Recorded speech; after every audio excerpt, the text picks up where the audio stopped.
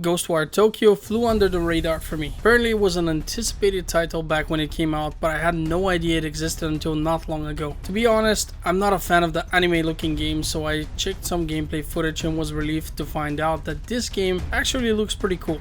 In fact, one of the most visually striking elements is the game's art design. The portrayal of Tokyo, while abandoned and haunting, is executed with meticulous attention to detail. The cityscape is not only accurate in its representation, but also effectively conveys the eerie and supernatural atmosphere the game aims to evoke. This mixture of a familiar urban environment with supernatural elements such as spectral apparitions and otherworldly phenomena creates a visually captivating and memorable setting that can be genuinely immersive. In addition to all of that, the game supports Ultrawide in both 21:9 and 32:9 natively, which is awesome. The innovative combat system centered around gesture-based spellcasting is another notable aspect of the game. While it may feel repetitive at times, it offers a fresh and engaging take on action gameplay. The ability to use hand movements to cast spells adds a level of interactivity that sets Ghostwire Tokyo apart from many other titles in the action-adventure genre. This mechanic, when executed well, can be satisfying and immersive, catering to players looking for a unique and involving combat experience. Then again, it was a bit too much for me, so I just let the game automate these motions. There is a setting that allows you to do that, so there's nothing to worry about.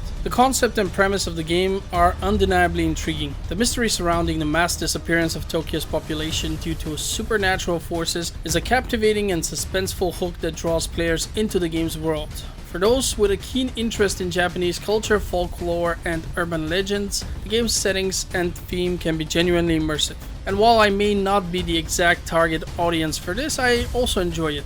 The incorporation of elements like Shinto rituals, yokai, and urban legends enriches the game's cultural authenticity, providing players with a unique and fun Japanese-themed experience. I do watch some anime occasionally, and all of these words were familiar to me, but I also learned a bunch of new ones I had never heard before. Say what you will about the Japanese, but their legends have so many crazy, evil, and unique creatures, and those translate really well into a game like this. Additionally, Ghostwire Tokyo offers players a sense of exploration and discovery as they navigate its open world environment. While the game's Tokyo remains mostly deserted due to the supernatural phenomenon, this emptiness paradoxically contributes to the eerie ambiance that permeates every corner of the city. Players have the freedom to explore this desolate, otherworldly version of Tokyo, uncovering its secrets, hidden stories, and the remnants of a once bustling metropolis. And it is important to consider the fact that while I may be using words like empty, I only mean so in terms of normal people. You will still encounter plenty of enemies, so don't expect it to be a boring experience because it really wasn't one for me. However, it is important to revisit the game's shortcomings. The narrative execution remains disjointed and fails to provide a cohesive and satisfying story arc, leaving players without the clear motivation or emotional investment in the protagonist's journey. Character development remains lacking, contributing to the disconnect between players and the game's narrative.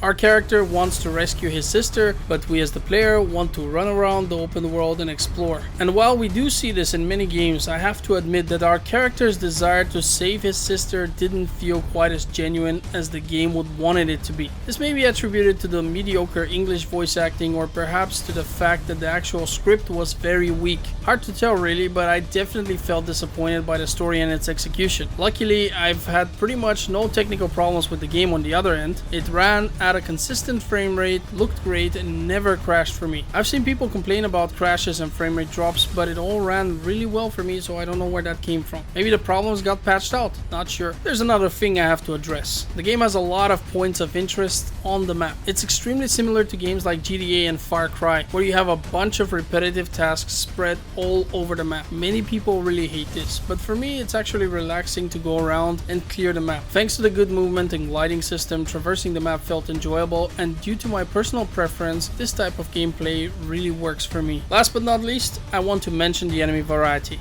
The game could have used more of those. Currently, it mostly feels like you're fighting the same enemies over and over again, and that begins to get boring really quickly. The one thing that salvages this situation for me is the stealth gameplay. Sneaking around and taking out all the enemies is something very challenging and enjoyable, and managed to distract me from the fact that it's almost always the same enemies. I just love stealth games, it's just a thing about me. In conclusion, Ghostwire Tokyo is a game of mixed qualities, boasting an evocative art design, innovative combat mechanics, graphics, and an intriguing Japanese-inspired setting. These positive aspects provide a uniquely rich experience for players who appreciate something different. However, the game's narrative execution, character development, and lack of enemy variety mar the overall experience. Despite its noteworthy strengths, Ghostwire Tokyo leaves room for improvement in several key areas, preventing it from fully realizing its potential. Even so, I can recommend this game since I ended up enjoying it quite a lot. Just keep in mind that it will not be a long game if you ignore all the side quests, of which there are many, and just go for the main ones. My advice is explore, do all the missions, etc., and only continue the main missions once you've done everything else.